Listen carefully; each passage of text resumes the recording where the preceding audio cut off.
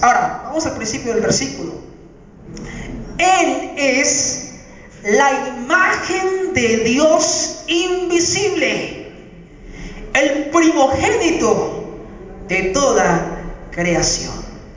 El propósito del mensaje de esta noche es mostrar que las Escrituras nos presentan a un Jesús Dios, no a un Jesús creado.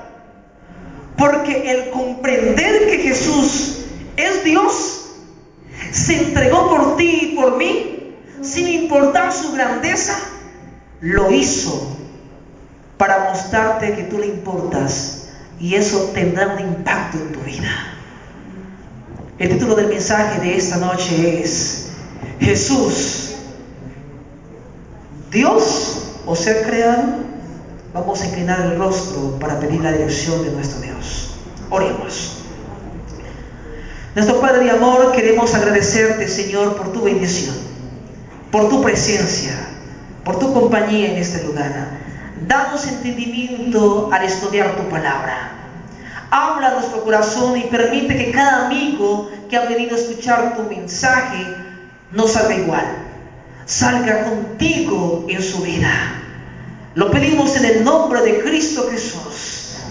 Amén.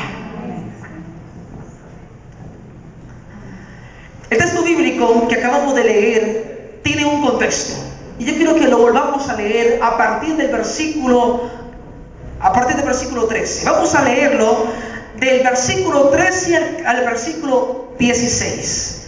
Libro de Colosenses, el capítulo 1, versículo 13 al versículo 16. Vamos a ver lo que nos dice la palabra de Dios en su contexto en este hermoso versículo.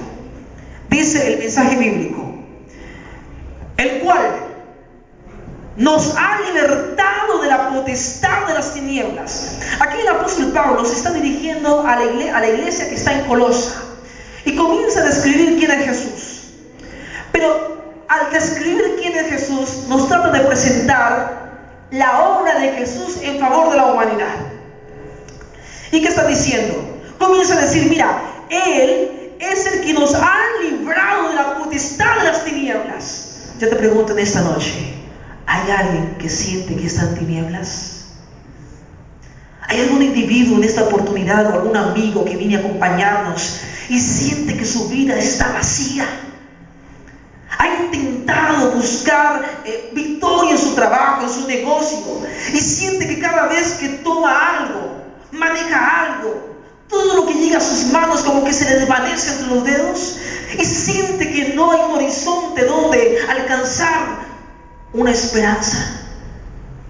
Pues el texto bíblico me está diciendo el apóstol Pablo que Jesús es el que tiene el poder para libertarte de las tinieblas, para darle sentido a tu vida.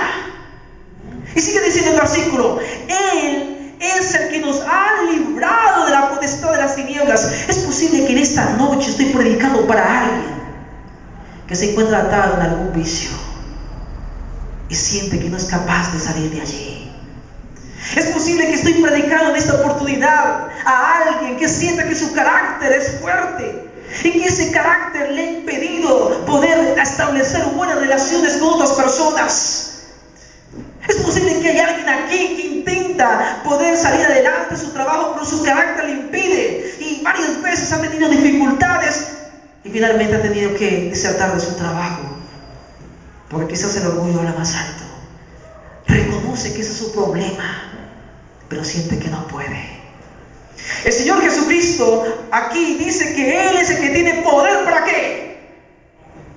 ¿Para qué? Para liberarte.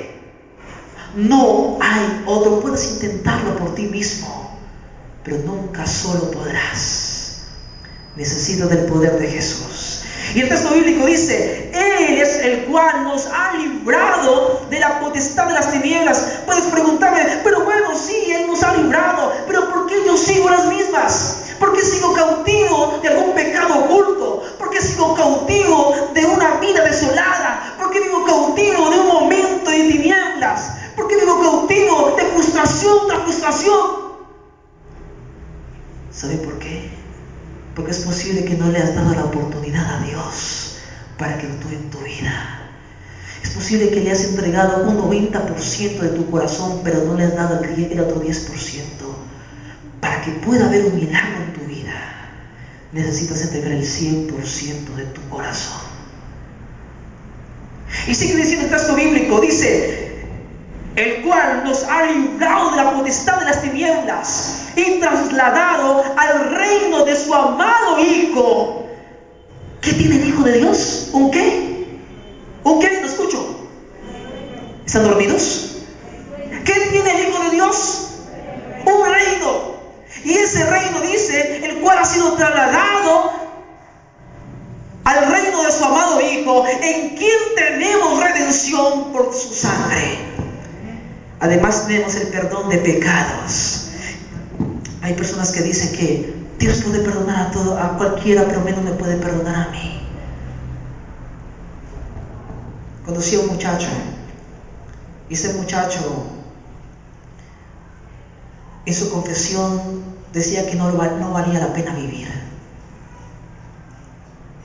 Y yo le pregunté, ¿por qué no vale la pena vivir para ti? Si tú me miras a mí, me decía este joven, he matado a 19 personas.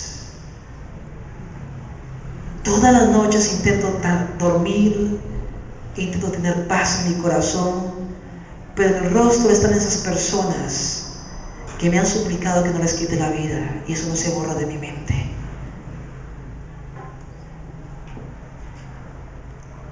Este joven ya había dejado ese trabajo, había entregado su vida a Jesús, pero no había sido capaz de perdonarse a sí mismo. Si usted no es capaz de perdonarse a sí mismo, ¿cómo podrás creer que Dios te puede perdonar? ¿Saben? La salvación no es por obras. La salvación es aceptando a Jesús como tu único Salvador. ¿Cómo? Tú dices, pero no soy digno. Pero Jesús no pide nada de ti. Jesús quiere que creas. Pero no puedes quedarte allí sentado. Necesitas avanzar. El texto bíblico dice que Él me ha librado de la potestad de las tinieblas, pero también dice que Él perdona mis pecados porque lo ha pagado con su sangre. Además tiene un reino. La única forma de liberarme de la culpa es creyendo que Jesús me perdona. ¿Crees que Jesús puede perdonarte? Por más que oscuro sea tu pasado. Pero el texto bíblico no se queda allí, sigue diciendo el perdón de pecados. Él es la imagen del Dios invisible, el primogénito de toda creación, porque en Él fueron creadas todas las cosas, las que hay en los cielos, las que hay en la tierra, visibles e invisibles. Sean tronos, sean dominios, sean principados, sean potestades. Todo fue creado por medio de Él y para Él. Amén. Pero algunas personas se acercan y leen este versículo y comienzan a decir, no, pero es que Jesús no es Dios. Jesús es un ser creado. Hay cristianos que dicen lo siguiente, mira, que un día, hubo una ocasión en el pasado, en la eternidad del pasado, que Jehová Dios decidió crear. Pero antes de crear lo que hay en el derredor, hubo algo que creó primero. Lo primero que Dios Jehová creó fue a Jesús.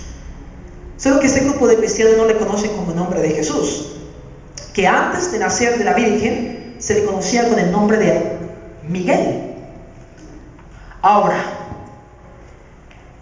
que Jesús fue la primera criatura que Jehová Dios hizo.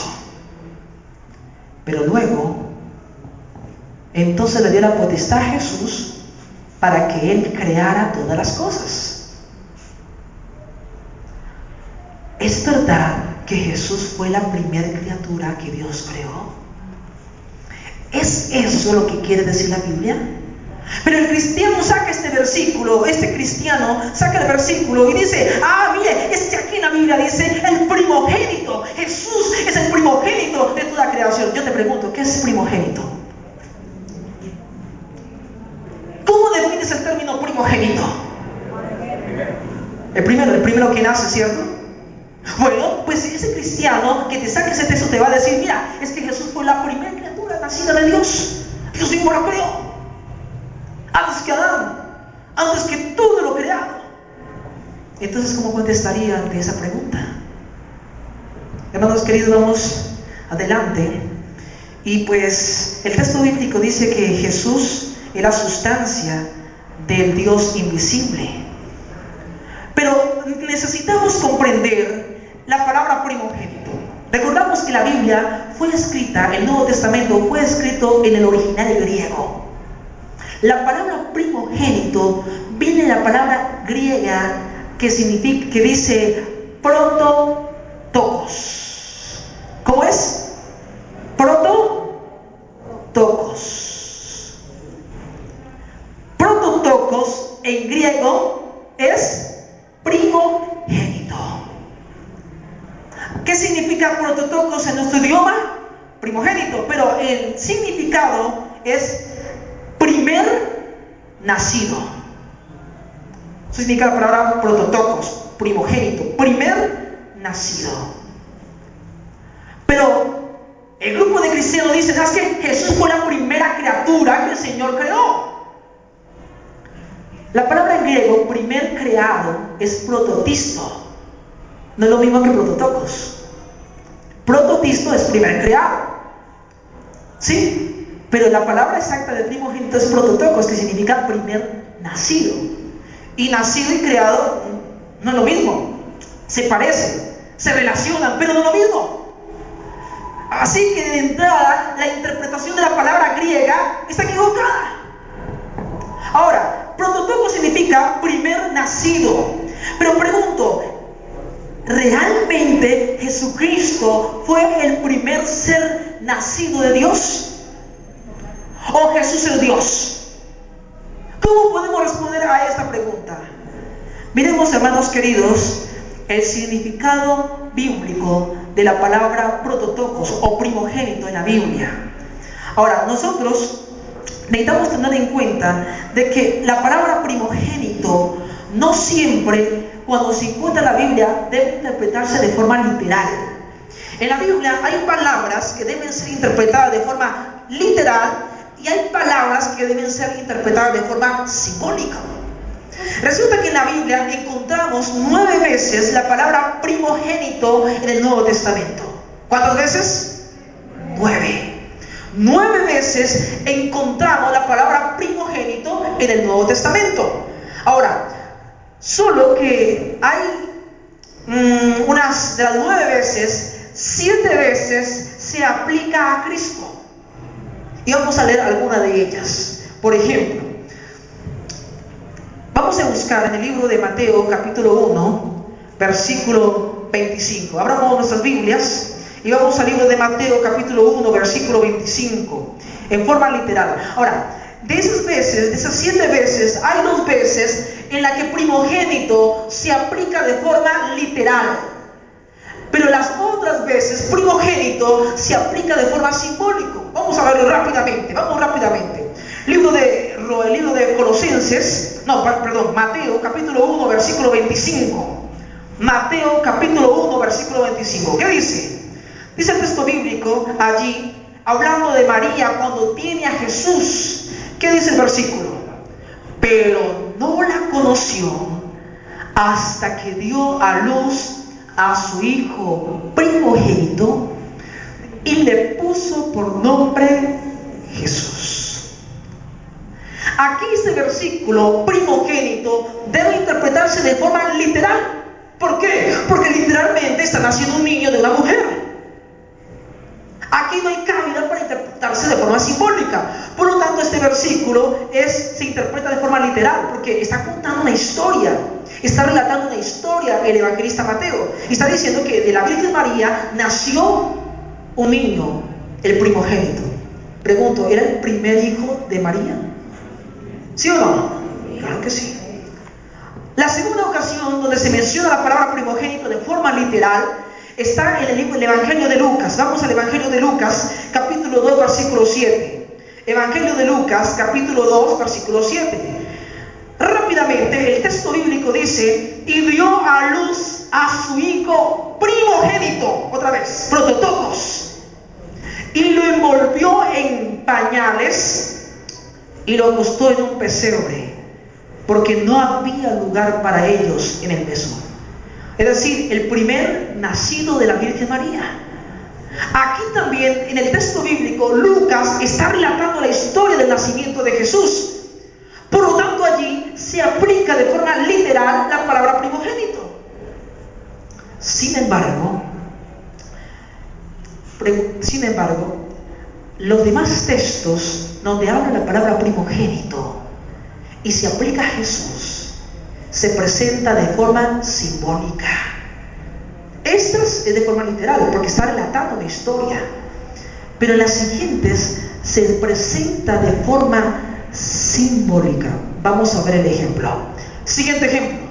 Romanos capítulo 8, versículo 29. Allí nuevamente aparece la palabra primogénito. Romanos capítulo 8, versículo 29. ¿Qué dice?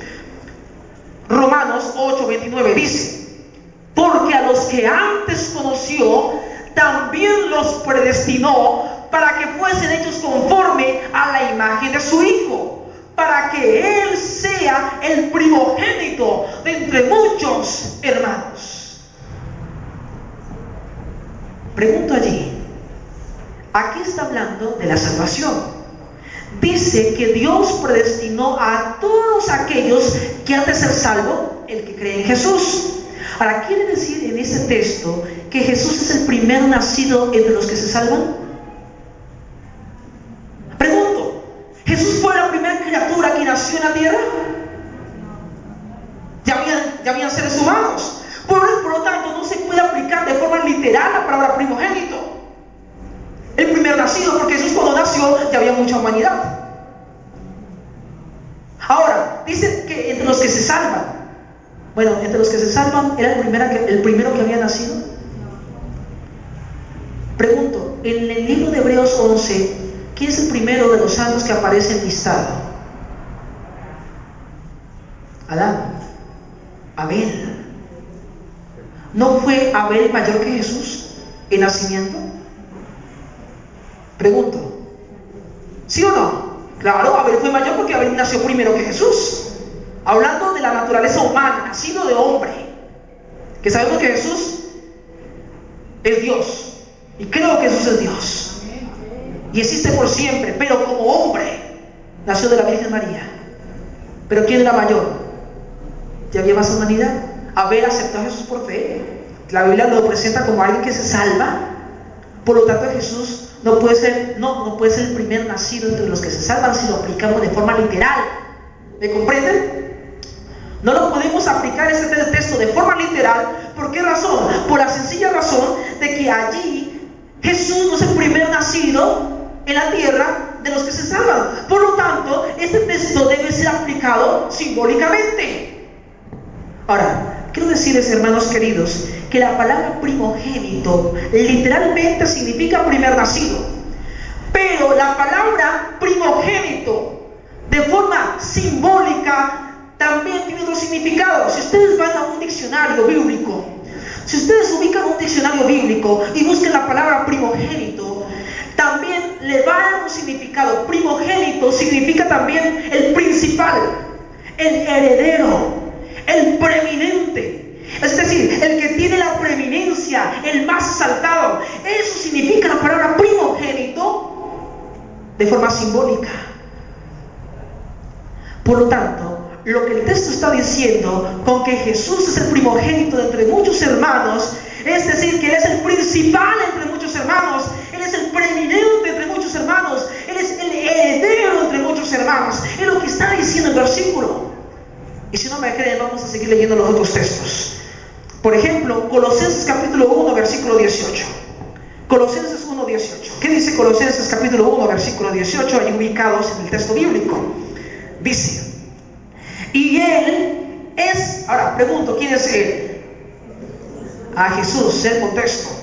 Dice, y Él es la cabeza del cuerpo que es la iglesia. Ahora pregunto, si este texto se aplicara de forma literal, literalmente, ¿Jesús es la cabeza de un cuerpo? Jesús literalmente la cabeza de un cuerpo? No, está hablando de forma simbólica. Está utilizando el apóstol Pablo una metáfora para dar a entender que Jesús es el principal entre la iglesia, el hermano mayor entre la iglesia. Por eso el texto bíblico dice, y Él es la cabeza del cuerpo que es la iglesia, el que es el principio, el primogénito de entre los muertos, para que en todo tenga la preeminencia. Ahí está la palabra preeminencia, el primado, el primero, el principal. Eso significa la palabra primogénito, aplicándolo de forma simbólica. ¿Cuándo se aplica un texto de forma